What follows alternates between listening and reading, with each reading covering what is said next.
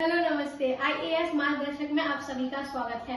मैंने last video cell को 3 part में डिवाइड करके छोड़ दिया था। आज मैं उसी से आगे कंटिन्यू करूंगी। मैं आज प्रोकैरियोटिक एंड यूकैरियोटिक से स्टार्ट करने वाली हूँ। ठीक है, जो प्रोकैरियोटिक सेल्स होती है और यूकैरियोटिक सेल्स, इसमें डिफरेंस भी आपको आता है। डिफरेंस में भी मैं आपके वन लाइनर क्वेश्चंस को कवर कर लूंगी। तो यूकैरियोटिक जो होती है उसमें केंद्रक का भाव नहीं होता, यानी कि जो प्रोकैरियोटिक्स होती है उसमें जो न्यूक्लियस होता है उसमें मतलब उसका एक अभाव ही होता है, उसका होता नहीं क्लियरली। दूसरे पॉइंट में था इसमें जब उसमें न्यूक्लियस का अभाव नहीं होगा तो उसमें न्यूक्लियस मेम्ब्रेन भी नहीं बनेगी और ना ही उसमें न्यूक्लियस होगा। तो इस तरीके का जो न्यूक्लियस होता है इसमें जब प्रोकैरियोटिक में वो न्यूक्लियस नहीं होगा तो ना ही तो आपके न्यूक्लियर की मेम्ब्रेन होगी और ना ही वहां पे कोई न्यूक्लियस करा या कोई भी संरचना उसके अंदर बन पाएगी। नेक्स्ट पॉइंट में था इसमें जो प्रोकैरियोटिक होते हैं तो सिर्फ एक ही क्रोमोसोम पाया जाता है। नहीं, नॉर्मली अगर यूकैरियोटिक्स होते हैं जैसे जंतु या आपके एनिमल्स होते हैं उनमें जो क्रोमोसोम की संख्या होती है वो बहुत ही अधिक ज्यादा होती है। ठीक है, लेकिन प्रोकैरियोटिक में सिर्फ एक ही क्रोमोसोम्स पाया जाता है। जो प्रोकैरियोटिक होते हैं इसमें सेल्स मतलब जो प्रोकैरियोटिक जो सेल्स होती है मैं आपको बताती हूँ। इसमें जो 70S प्रकार की पाई जाती है। ठीक है, जो 70S प्रकार की जो चीजें पाई जाती हैं यानी राइबोसोम्स, 70S प्रकार के जो राइबोसोम सेल्स में पाए, ये जो S हम लिखते हैं, ये जो S है ये एक डेंसिटी है, यानी ये घनत्व को प्रदर्शित करती है। जो S है ये घनत्व को प्रदर्शित करती है। इसका S का मतलब होता है एक यूनिट होती है जो S है, जिसे स्वेट वर्क का इकाई भी बोला जाता है। तो इसलिए इसे 70S प्रोकैरियोटिक बोला जाता है क्योंकि उसे मेजर राइबोसोम को जो किया जाता है यूनिट में करते हैं। ठीक है, अब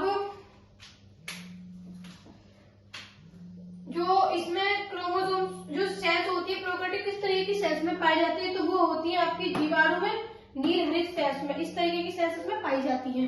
नेक्स्ट पॉइंट में आपका जो यूकैरियोटिक होता है इसमें आपका इसमें आपका केंद्रक भी होगा।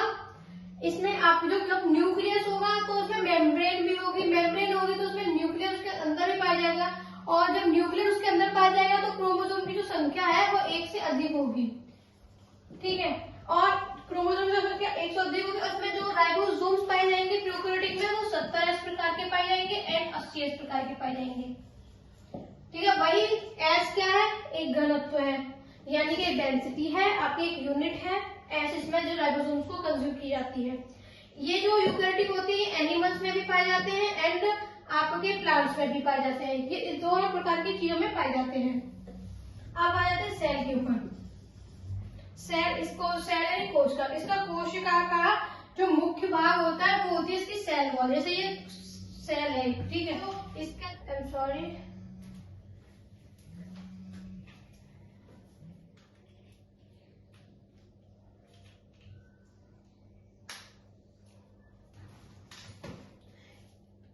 मेरा पॉइंट था सेल। ये जो सेल है इसकी जो ऐसे एज अ स्ट्रक्चर बनाते हैं पहले सेल की, नॉर्मली ही हम एक स्ट्रक्चर बना लेते हैं। इसमें एक होती है कोशिका भित्ति, इसको बोला जाता है सेल वॉल, यानी भित्ति सेल वॉल, दीवार के जैसे टाइप की एक सेल के ऊपर आवरण होता है इसका। तो ये जो सेल वॉल होती है ये ओनली प्लांट्स में पाई जाती है। सेल वॉल किसमें, प्लांट्स में ओनली। ये जो संरचना है प्लांट्स की ही संरचना होती है जो कि सेलुलोज की बनी हुई होती है।